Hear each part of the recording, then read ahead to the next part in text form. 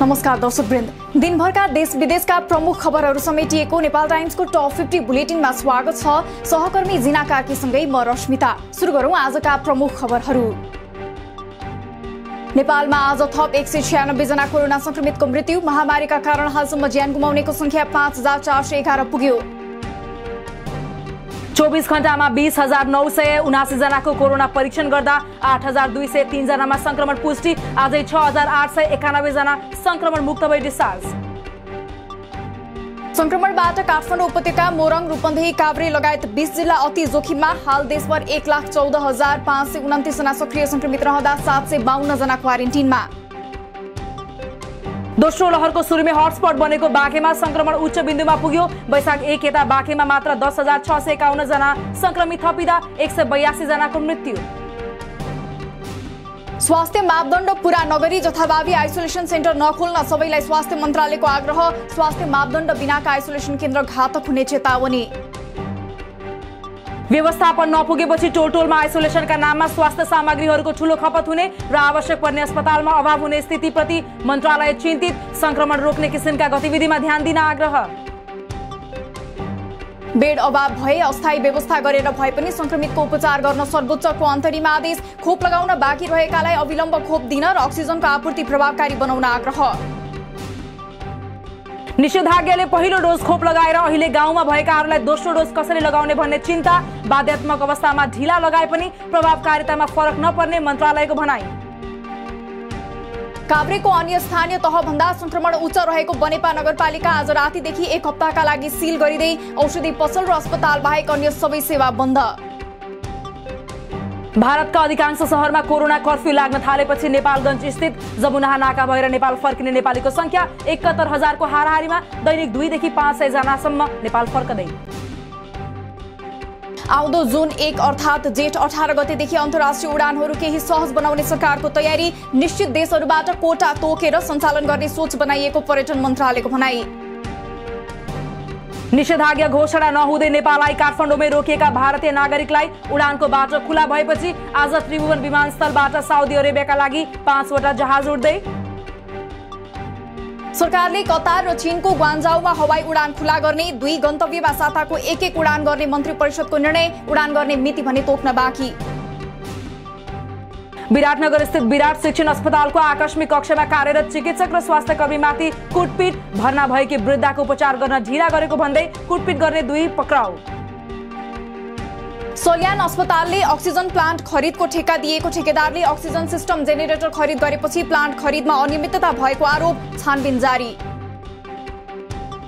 नेपाल वायु सेवा निगमका जहाजले चीन र ओमानबाट धमाधम अक्सिजन सिलिन्डर नेपाल ल्याउँदै आइतबार र सोमबार मात्र 975 थान oxygen cylinder, 157 oxygen concentrator Nepal आइपुग्यो। विदेश स्थित नेपालीको सहयोग एवं निजी क्षेत्रले ल्याउन लागेको स्वास्थ्य सामग्री ढुवानीमा सहुलियत दिइने समन्वय गर्ने जिम्मा आविष्कार केन्द्रलाई। ढुवानीका लागि जाने जहाजलाई इन्धन निशुल्क। गुणस्तरहीन र महँगो दरमा खाना दिने गरेको गुनासो आएपछि रुकुम पश्चिम जिल्ला अस्पतालमा सञ्चालित चमेना गृहमा मंगलबार बिहान छड्के अनुगमन। सञ्चालकलाई 6 बुँदे निर्देशन। नयाँ पुनर्विमा कम्पनी सञ्चालन अनुमतिको माग गर्दै 4 कम्पनीहरूद्वारा निवेदन दर्ता। निवेदन दिन भोलिसम्मको समय सीमा। लाइसेन्स भने बढीमा एउटा कम्पनीले मात्रै पाउने। एमसीसीबाट प्राप्त हुने अनुदान र नेपालको लगानीबाट कार्यान्वयन गरिने विद्युत प्रसारण आयोजनाको वातावरणीय प्रभाव मूल्याङ्कन प्रतिवेदन स्वीकृत। अब राष्ट्रिय वन क्षेत्र प्रयोग गर्न स्वीकृत लिने प्रक्रिया अगाडि बढाइने। सरकारले विश्वासको मत लिएर मात्रै नीति कार्यक्रम ल्याउने शिक्षा मन्त्री कृष्ण गोपाल श्रेष्ठको भनाई। ठूला अस्पतालहरूमा अक्सिजन प्लान्ट नहुनु विडम्बना भएको उल्लेख।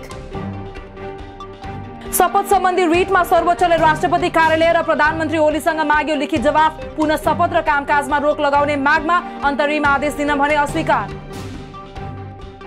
राष्ट्रिय सभाको उपनिर्वाचनका लागि माधव नेपालसँग गृहमन्त्री रामबहादुर थापाले मागे सहयोग। आफूहरूको उम्मेद्वार बादल नभएकाले नेपालले कुनै जवाफ नदिएको नेपाल पक्ष नेताको भनाई।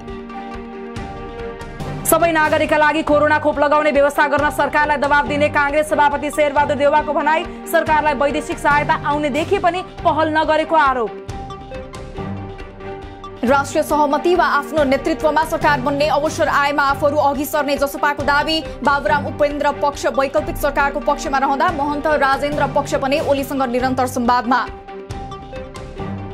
तत्काल आफ्नो पार्टी सरकारमा सहभागी नहुने जसपाको निर्णय, तत्काल प्रतिपक्षमा रहने उल्लेख, पार्टी एकतालाई अझ सुदृढ गरी बलियो बनाउन नेतृत्व र पार्टी सदस्य लाग्ने समेत उल्लेख। जसपाको संसदीय दलको नेतामा राजेन्द्र महतो चयन भएको पत्र संसद सचिवालयमा दर्ता। महन्त ठाकुरको नामबाट संघीय संसदमा पठाइएको पत्रमा पार्टीको छाप र लेटर प्याडको दुरुपयोग भएको उपेन्द्र यादवको दावी। बैठक नबसी दलको नेता भनेर पत्र पठाउनु जाली काम भएको आरोप। सरकारले विश्वासको मत प्राप्त गरी नसकेकाले अहिले पूर्ण बजेट ल्याउन नमिल्ने कांग्रेस नेता रामशरण महतको भनाई। अन्य पार्टीहरूसँग पनि छलफल गरी अन्तरिम काम चलाउ बजेट ल्याउनु पर्ने तर्क। पहुँचभन्दा प्राथमिकताका आधारमा स्वास्थ्य सामग्री वितरण गरिनुपर्ने माओवादी नेता वर्षमान पुनको भनाई। अक्सिजन सिलिन्डर नेता सांसदको घरमा राखिनु भ्रष्टाचार भएको भन्दै कारबाही गर्न माग। संविधानमा उल्लेख गरिएको व्यवस्था अनुसार मुख्यमन्त्री शंकर पोखरेल विरुद्ध अब 1 वर्षसम्म अविश्वास प्रस्ताव दर्ता गर्न नमिल्ने लुम्बिनी प्रदेशका प्रदेश प्रमुख धर्मनाथ प्रसाद यादवको दावी। काठमाडौँ विश्वविद्यालयले बीएनसी मेडिकल कलेजलाई सम्बन्धन दिने प्रक्रिया अघि बढाएकोमा डाक्टर गोविन्द केसीको विरोध। पदाधिकारीहरूले अवैध कदम चालेको यमनमा रहेका केसीको आरोप। बाराको कलैयामा 2 जना बालक, एक 9 वर्षीय र अर्का 7 वर्षीय दाजुभाइको घाँटी रेटिएको अवस्थामा शव फेला। हत्याबारे थप अनुसन्धान जारी। महोत्तरीको मटिहानीमा मंगलबार शौचालय निर्माण सम्बन्धी विवादमा 2 पक्षबीच लाठी र चिरपट हानाहान हुँदा 1 युवकको मृत्यु। घटनामा 4 जना गम्भीर घाइते। ब्यासको छाङ्ग्रोदेखि भारतले अतिक्रमण गरेको कालापानी भूमि पुग्ने गरी करिब 14 किलोमिटर घोरेटो बाटो निर्माण सुरु। पञ्चायत कार्यता मर्मत हुन नसकेको बाटो बल्ल प्रदेश योजना अन्तर्गत निर्माण हुँदै। टाउटे चक्रवातको प्रभाव नेपालमा समेत पर्दै प्रदेश 1-2 सहित देशका विभिन्न भागमा असर पर्ने पूर्वानुमान। करिब 1200 आरोही सगरमाथाको शिविरहरूमा अनुकूल मौसम पर्खदै। निषेधाज्ञामा किसानको समस्या सम्बोधनका लागि आवश्यक सहजीकरण गर्ने काम भएको कृषि मन्त्री पद्मा अर्यालको भनाई। देशका केही कृषि बजारहरूलाई खुला राख्ने गरी तयारी भइरहेको उल्लेख। सुनको भाव मंगलबार तोलाको 600 रुपैयाँले बढेर 93,400 निर्धारण। चाँदीको भाव तोलामा 35 रुपैयाँले बढेर 1,390 रुपैयाँ कायम। राष्ट्रिय फुटबल टोलीको इराक विरुद्ध तथा विश्वकप छनौटका बाँकी 3 खेलका लागि 23 सदस्यीय अन्तिम टोली घोषणा। 3 नेशन्स कप जितेको टोलीबाट 13 खेलाडी परिवर्तन, 6 नयाँ अनुहार समेटिए।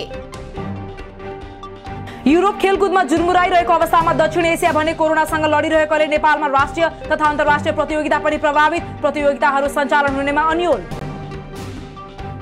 निषेधाज्ञा अवधिमा ग्राहकहरूबाट कर्जा असुली गर्दा अतिरिक्त शुल्क नलिन ब्याङ्क तथा वित्तीय संस्थाहरूलाई राष्ट्र ब्याङ्कको निर्देशन। समीक्षा मार्फत ब्याङ्कले सञ्चालित उद्योगहरूलाई समेत राहत दिने।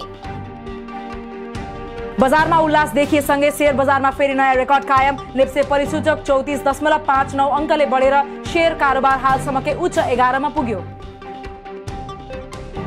भारतमा दैनिक थपिने संक्रमितको संख्यामा कमी आए पनि मृतकको संख्या भने स्थिर। पछिल्लो 24 घण्टामा 2,63,000 बढी नयाँ संक्रमित भेटिँदा 4,300 बढीको मृत्यु। भारतमा कोरोना संक्रमितको उपचारमा प्लाज्मा थेरापीको प्रयोग बन्द। अन्तर्राष्ट्रिय स्तरमै गरिएको परीक्षणमा कोरोनाको उपचारमा प्लाज्मा थेरापी प्रभावकारी नरहेको उल्लेख।